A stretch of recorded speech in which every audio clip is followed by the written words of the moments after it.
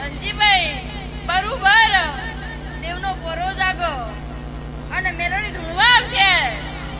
કીધું અને કદાચ હું ખોડિયા લપાડું નાખું અને 1 2 3 વાતો કરીને મેલડી ના જાય તો હું ખોડિયા ના કેમ રહું લ્યા ધનજીભાઈ વબરજે કદાચ ઘડી બે ઘડી હું ખોડિયા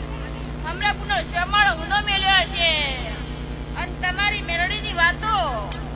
ઘડી બે ઘડી કદાચ હપાળું નાસી અને મેલડી આ મુઢે ન બોલાવડાવું અને 3 વાતો મેલડી સાથે જાત આઈને કહી જાય તો મેં જે ઘડી બે ઘડી મારા દરબારનું પરગણું ઊંધું મેલી અને માજી રોણાના હપાળે હું માતા ખોડિયા ધોવા ઉતરી દીધા દે લાઈ હોય